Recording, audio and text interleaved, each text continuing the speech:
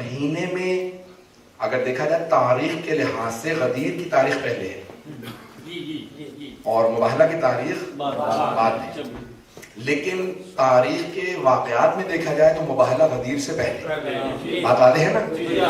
اچھا، لفظ مباہلہ غلط ہے، باب مفاعلہ ہے، مباہلہ، مقاتلہ، مباحثہ، توجہ ہے؟ تو مباہلہ ہے. میں اسی کو مکمل کر رہا ہوں، دو جملے پیش کروں گا. یہاں پہ بھی چند بزرگوں کی میں نے تحقیقات دیکھا کہ جب بحث کس بات پہ ہو رہی تھی، سنیں گے؟ بحث عیسائیوں سے تھی. وہ 3 بحثیں پیش کرتے تھے. صاحب اطیب البیان، تفسیر اطیب البیان، سید عبد الحسین موسوی کی، طیب موسوی کی کتاب ہے تفسیر اطیب البیان، 14 جلدوں پہ ہے. انہوں نے آیا مباہلہ کے ضمن میں لکھا. وہ کہتے ہیں عیسائیوں سے بحث چل رہی تھی، 3 موضوعات کو وہ لے کے آتے تھے. وہ کہتے تھے عیسیٰ ابن اللہ، عیسیٰ اللہ کے بیٹے، یا کہتے تھے عیسیٰ اللہ، عیسیٰ اللہ ہیں. ابھی بھی آج تک جیزس کرائسٹ، جب وہ کہتے ہیں نا جیزس کرائسٹ، تو کرائسٹ وہ کہتے ہیں جو حضرت عیسیٰ میں کرائسٹ ہے وہ اللہ ہے، یعنی اللہ حلول کر گیا. ہمارے یہاں دونوں عقیدے باتیں ہیں، سن رہے ہیں؟ کہتے تھے عیسیٰ ابن اللہ ہے، یا عیسیٰ اللہ ہے، یا اللہ ثالث و ثلاثہ، اللہ 3 میں سے تیسرا ہے. تثلیث کے قائل تھے. تثلیث، ٹرینٹی انگریزی میں کہا جاتا ہے. تثلیث سمجھتے ہیں نا سب؟ تثلیث میں اشارے سے بتا رہا ہوں. تثلیث 3 چیزوں کے عقیدے رکھنے والے کو تثلیث کا عقیدہ کہا جاتا ہے. کچھ عیسائی تثلیث میں تھے. میں نے کچھ نہیں کہا. ایک مرتبہ سب کے سب بحث کرتے رہے، پیغمبر دلیلیں دیتے رہے کہ نہیں، نہ عیسیٰ ابن اللہ ہے، نہ عیسیٰ اللہ ہے، نہ اللہ 3 میں تیسرا ہے. دلیلیں دی، انہوں نے نہیں تسلیم کیا. پھر ایک مرتبہ کہا فنجعل لعنت اللہ الکاذبین، ہم جھوٹوں پہ اللہ کی لعنت بھیجیں گے جو مباہلہ ہوگا. 3 دن روزے رکھو، تم بھی آ جاؤ، تم اپنی حقانیت کی بات کرنا، ہم اپنی، اور اس کے بعد ایک دوسرے پہ لعنت کریں گے، نفرین کریں گے. جب نفرین کی جائے گی تو جھوٹوں پہ خدا جب نفرین کر دے گا تو وہ تباہ ہو جائیں گے، جو جھوٹے ہو گئے تباہ ہو جائیں گے. عیسائی سب جمع ہونے لگے. کیوں؟ قرآن کی آیت ہے، نہ تو ابنانا و ابناکم و نسانا و نساکم و انفسنا و انفسکم ثم نبتہل فنجعل لعنت اللہ علی الکاذبین. تم اپنے بیٹوں کو لے کے آؤ، اپنے بیٹوں کو لے کے آئے. تم اپنی خواتین کو، مستورات کو لے کے آؤ، اپنی خواتین کو لے کے آئے. تم اپنے نفسوں کو لے کے آؤ، اپنے نفسوں کو لے کے آئیں گے. حبیب خدا نے نفسوں کی جگہ علی کو لیا، نسانا کی جگہ پہ جناب سیدہ کو لیا، ابنانا کی جگہ امام حسن حسین کو، اور باقی ابنانا اگر محمد. اب کسی کو آنے کی اجازت نہیں. بڑے بڑے علماء نے لکھا نہ رات تھی نہ دن تھا، فجر کے بعد کا وقت تھا، طلوع آفتاب سے پہلے. دلیل یہ دی ہے کہ رات میں اس لیے نہیں بلانا چاہتے تھے حبیب خدا مباہلے کے لیے تاکہ کوئی یہ نہ کہے کہ کون کون آیا تھا، رات تھی دیکھ نہیں سکے. اور دن میں اس لیے نہیں بلانا چاہتے تھے کیونکہ جناب سیدہ ساتھ ہے، پردہ بھی باقی رہے، آشنائی بھی ہو جائے. تو کہا فجر کے بعد چلوں گا طلوع آفتاب سے پہلے. تو سب نے کہا، ہر اہل بیت کے تمام فضائل، سب نے چاہا ہم شریک ہو جائیں. ہر آدمی شریک ہونا چاہتا تھا. پیغمبر نے کہا انا مدینۃ العلم علی بابو، میں علم کا شہر، علی کا دروازہ. کسی نے کہا ہمیں بھی شامل کرو. کوئی دیواریں بنا، کوئی چھت، کوئی پرنالا. پیغمبر اسلام نے کہا لو اعطین الراحۃ غدا، میں کل علم اس کو دوں گا جو مرد ہوگا، کرار ہوگا، غیر فرار. ایک صحابی کہتے ہیں زندگی میں کبھی بھی علم کا شوق نہیں ہوا، لیکن اس رات پوری رات سو نہیں سکا. سب کے سب شریک ہونا چاہتے تھے. سارے فضائل اہل بیت میں سارے صحابہ شریک ہونا چاہتے تھے، لیکن مباہلہ واحد میدان ہے جہاں کوئی آنے کو تیار نہیں. ہمیں بھی لے چلے، بلکہ میرا دل کہتا ہے سب چھپتے پھر رہے تھے، ہم نہیں جائیں گے مباہلہ میں. جانتے ہیں کیوں؟ فنجعل لعنت اللہ ہے.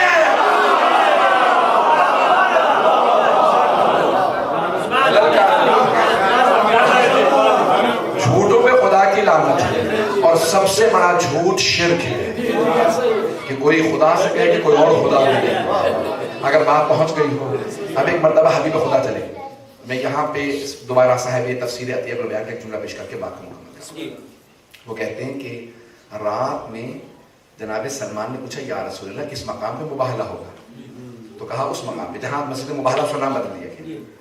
تو جناب سلمان رات پہ گئے، وہاں ایک سرخ رنگ کا غالیچہ بچھایا، قالین بچھایا. پتہ نہیں توجہ ہے یا نہیں. سرخ رنگ کا قالین بچھایا کیونکہ کونین کی بطول آ رہی ہے. سرخ رنگ کا قالین بچھا دیا. اور آنے والے مقابلے میں کون تھے؟ نصرانی، عیسائی، کرسچنز. اب سمجھ میں آئے کہ یورپین میں ریڈ کارپٹ ٹریٹمنٹ کہاں سے شروع ہوئی. یہ ریڈ کارپٹ ٹریٹمنٹ انہوں نے دیکھا ہوگا کہ کوئی ایسے بھی ہوتے ہیں جن کے لیے سرخ رنگ کا قالین بچھایا جاتا. تو صاحب عطیہ البیان نے لکھا کہ سرخ رنگ کا قالین جناب سلمان نے رات میں بچھایا. اب سمجھ میں آیا جناب سلمان نے بچھایا تو منا اہل البیت ہو گئے. منا اہل البیت کیسے ہوتا ہے؟ جب کوئی اتنا اہتمام کرے جناب سیدہ کے لیے. ایک مرتبہ حبیب خدا نے صبح کو اعلان کیا کون کون ساتھ چلے گا. علماء کہتے ہیں امام حسین اتنے کم سن نہیں تھے کہ گود میں اٹھائے جاتے. اتنے کم سن نہیں تھے، 3-4 برس کے تھے. اب سب کی ذمہ داری، سب کے سامنے ذمہ داری سے پیش کرو بھائی. گود کے نہیں تھے، 6 مہینے کے نہیں تھے، 3-4 برس کے. امام حسن مجتبیٰ کی انگلی تھامی جو 1 سال بڑے ہیں. امام حسین کو گود میں لیا. تو بڑے بڑے علماء کہتے ہیں یہاں پیغمبر اسلام امام حسین کو گود میں لے کے بتا رہے ہیں جس کے ناز رسالت اٹھائے وہ حسین ہے. یہ میدان کربلا کی تمہید، انہیں احساس ہو جائے حسین کون ہے. اب آئیے ذرا پیش کر رہا ہوں کہ جناب رسالت معلوم امام حسن حسین کو سب سے آگے لے. کیوں؟ کیونکہ آیت کی ترتیب یہی تھی ند ابنانا و ابنا، ہم اپنے بیٹوں کو لے کے آئیں گے. اس لیے سب سے آگے امام حسن حسین کو ابنانا کو لیا. نسانہ کی جگہ جناب سیدہ، انفسنا کی جگہ جناب امیر سب سے آخر میں. یہاں جناب سیدہ مرکز میں چل کے کیا سمجھا رہی ہیں؟ میری تھوڑی سی محنت ہے، میں نے بہت سوچا جناب سیدہ مرکز میں کیوں ہے. تو جہاں جہاں رسالت کے قدم آتے تھے وہاں وہاں عصمت کے قدم جاتے تھے اور امامت کے قدم انہیں چھپاتے تھے. یہ رسالت اور امامت کے مرکز میں چل کے جناب سیدہ بتا رہی ہے رسالت اور امامت کے رابطے کا نام فاطمہ ہے.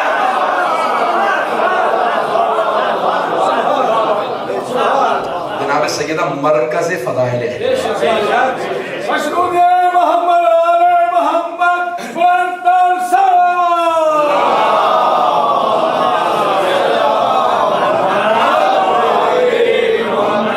توجہ ہے زیادہ نہیں. آخری 4 منٹ 2-3 منٹ اس کے بعد میں دعا کے لیے قبلہ سے درخواست کروں گا. بس 2-4 منٹ گزرنا. اذان گرامی، ایک مرتبہ جناب رسالت وہاں چلے. آج لفظ انگریزی میں کہا جاتا ہے آرچ بشپ، عربی میں کہتے ہیں اسقف اعظم. ان کے 4 جو سب سے بڑے پادری تھے عیسائیوں کے، انہوں نے دور سے آتا دیکھا. جیسے ہی آتا دیکھا نا تو اس نے فوراً مجمع سے کہا ان سے مباہلہ نہ کرنا. بڑے بڑے مفسرین نے یہی لکھا، ہمارے شیعہ سنی مفسرین نے، کہ مباہلہ کے اندر ایک مرتبہ عاقب نامی ان کا اسقف تھا، آرچ بشپ تھا، سب سے بڑا پادری ہے، پوپ جو بھی کہہ لیجیے باپ.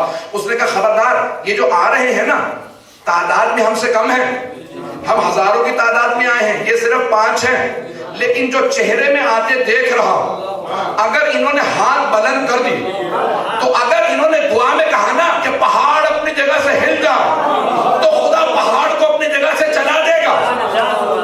اگر انہوں نے عیسائیوں کو بددعا کر دی تو قیامت تک کے لیے تمام عیسائی کتوں اور سور میں تبدیل ہو جائیں گے. خدا کی قسم الفاظ یہی ہے کہ سب کے سب مس ہو جائیں گے، بدروح ہو جائیں گے. ان کی بددعا نہ لینا، مباہلہ نہ کرنا. یہ ایسے ہیں ارے جنہیں عیسائی دیکھ کے پہچان لے تو پھر ہے ان مسلمانوں پہ جو دیکھتے رہے ان کا صدقہ کھاتے رہے، انہی پہ ظلم کرتے رہے.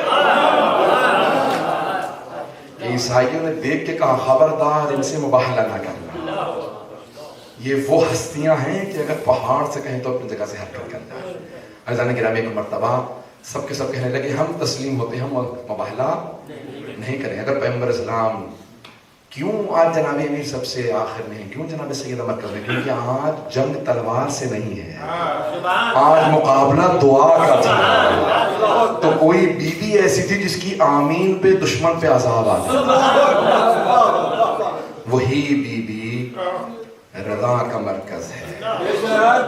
وہ راضی ہو تو لوگ رضی اللہ عنہ بنتے ہیں، وہ غضبناک ہو تو کوئی مغضوب علیہم میں آ جاتا ہے. تو اللہ اسی سے راضی ہے جس سے جناب سیدہ راضی ہوں. ان اللہ یغضب لغضبها ویرضى لرضاها. خدا ان کے غضبناک ہونے سے غضبناک ہوتا ہے، راضی ہونے سے راضی. اگر اب آپ سے کوئی سوال کرے کون صدیق اکبر ہے، کون صدیقہ کبریٰ ہے، تو آپ کہیں سچوں کا مباہلہ کے اندر جانا بتا رہا ہے. صدیق اکبر کون ہے، صدیقہ کبریٰ کون ہے.